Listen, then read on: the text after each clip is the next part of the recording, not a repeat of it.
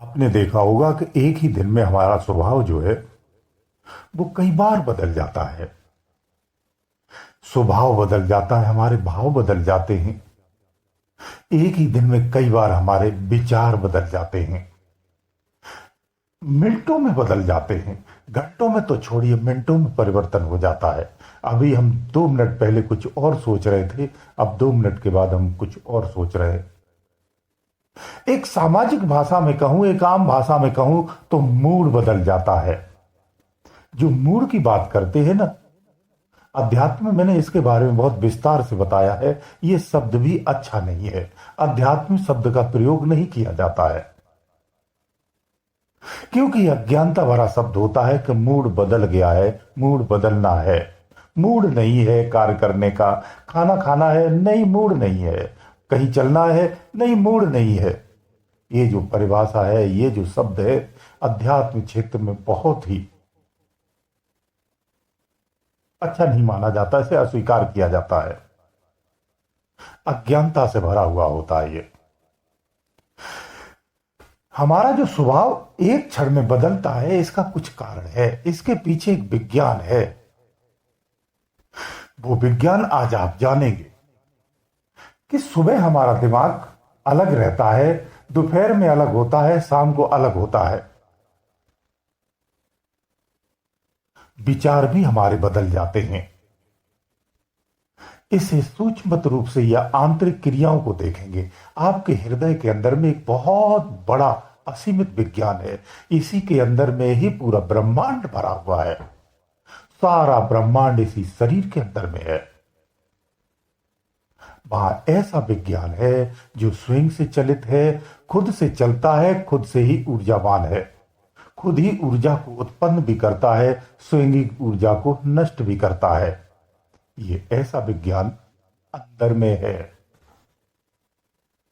उस विज्ञान को जब तक नहीं जाने कि वर्तमान में हो रही घटनाओं के बारे में आप नहीं जान सकते हैं। जब आप उस विज्ञान को जानने लगते हैं तो सम्मुख जो स्थूलवत जीवन में, संसार में जो आप सम्मुख देखते हैं, जो घटनाएं होती हैं, उसके कारण को आप जानने लगते हैं। जो श्रेष्ठ साधक होता है वो चुप क्यों रहता है? वर्तमान में हो रही घटना या दुर्घटना का कारण जानता है, उसके पीछे कारण होता है। वो कारण जो सूक्ष्म विज्ञान को जानता है वही जान सकता है। वो फिर खामोश रहता है, वो कुछ कहता नहीं है। उसे पता होता है कि कौन सी स्थिति कैसे होने वाली है।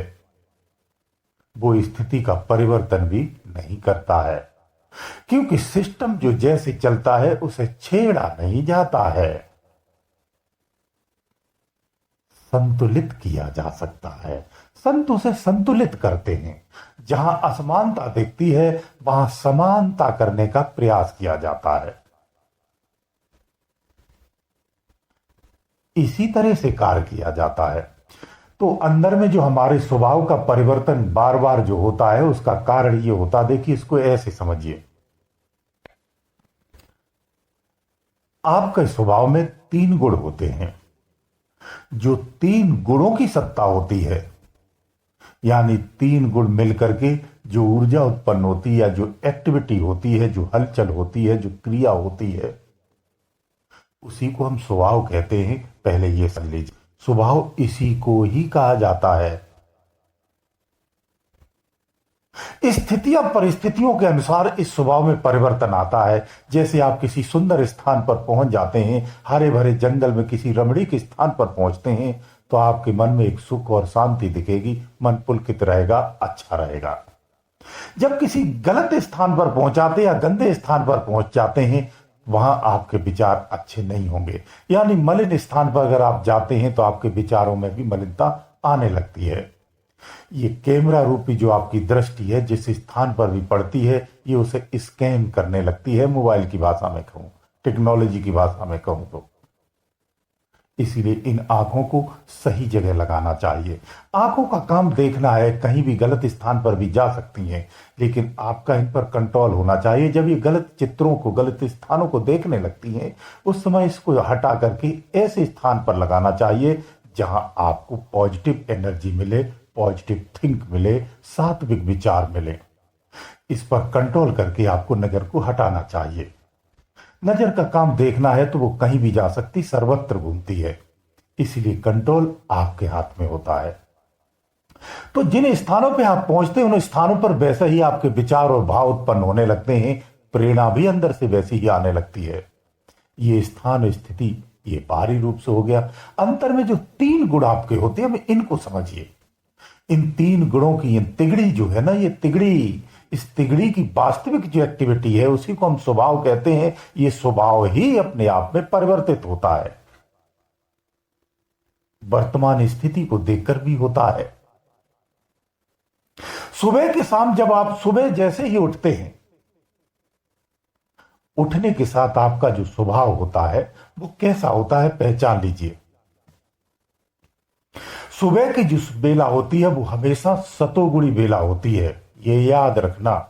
ये प्राकृतिक का एक अपना समय चक्र है। उस चक्र में जो प्राकृतिक बेला, वो सुबह की जो बेला होती है वो प्राकृतिक रूप से सतोगुणी होती है। इसलिए जो ब्रह्म मुहूर्त से प्रारंभ होकर के सुबह तक जो रहती है, सूर्योदय तक जो रहती है, ये सात्विक बेला होती है, सतोगुणी बेला होती है। इस समय आप सतोगुणी होते हैं। जब व्यक्ति सतोगुणी अवस्था में होता है, अंदर में आपके स्वभाव में सतोगुण जागा हुआ होता है, उस समय आप न्यायकारी होते हैं, धीर में होते हैं, शांति में होते हैं और संतुष्ट होते हैं।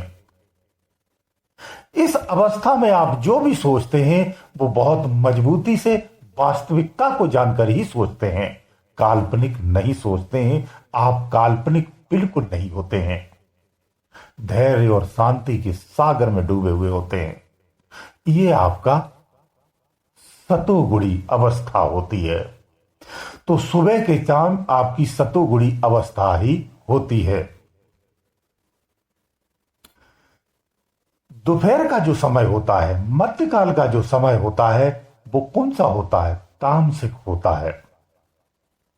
जब आपका तामसिक गुण जागृत होता है उस समय आप अधिक कर्मठ होते हैं, आप एग्रेसिव भी होते हैं, आप अधिक प्रेरणाओं को स्वीकार करते हैं, चैलेंजों को अधिक स्वीकार करते हैं, कठिन से कठिन कार्य से आप लेते हैं।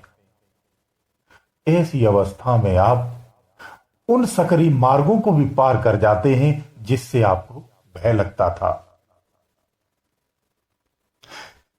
जब आपका तमोगुणी अवस्था जागृत रहती है, उस अवस्था में आप ऐसे असाध्य कार्य कर सकते हैं जो आप स्वयं से भी बाद में सोचते हैं कि ये मैंने कैसे कर दिया है। ये आपकी तमोगुणी अवस्था होती है। इस अवस्था में अगर कोई कार्य बाधक बनता है तो आप तत्क्षण उस पर हाथ, एक शासक की अवस्था होती है तमोगुणी अवस्था। मध्यकाल गुजरता है, उसके बाद फिर संध्या काल आता है।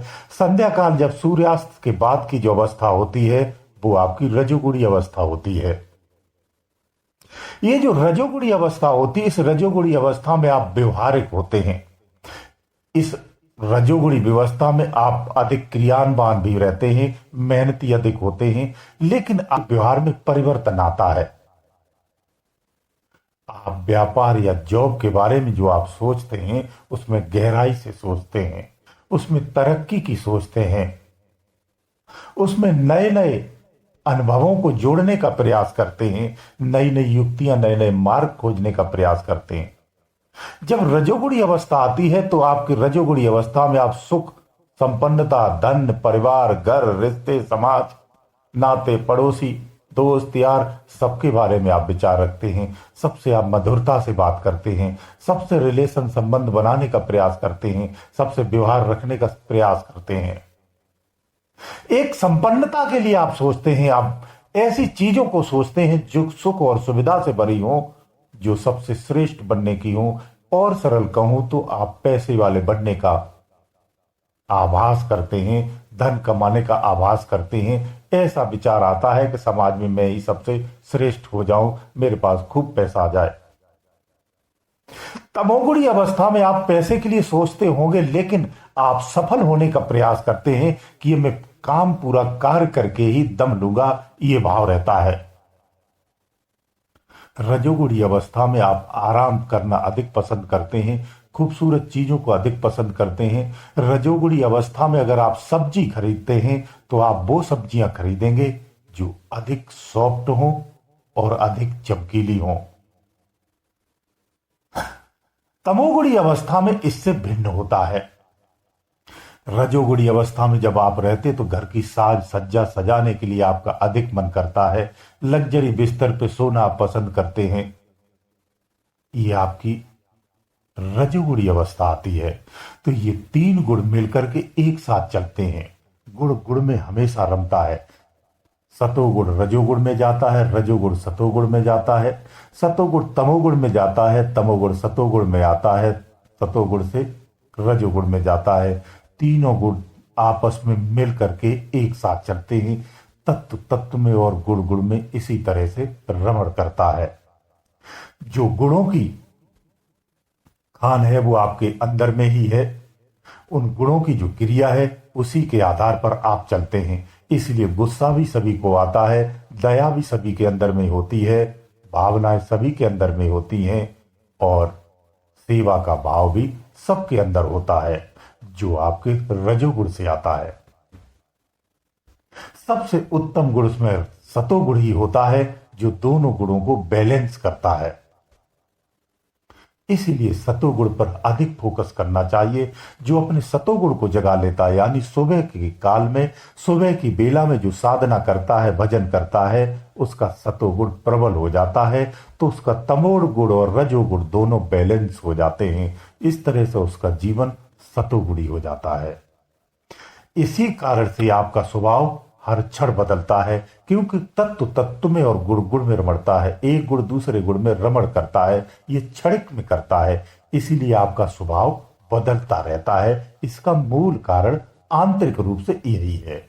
बाहरी रूप से आपको बता दिया मैंने, एक स्थान और स्थिति के अनुसार आपका स्वभाव बदलता है। जिसमें जैसी स्थिति होती है उसी स्थिति के अनुसार वही गुण प्रबल होने लगता है, आपका स्वभाव बदल जाता है। यही मूल कारण होता है हमारे स्वभाव बदलने का। गुरुदेव दयालु। गुरुदेव दयालु।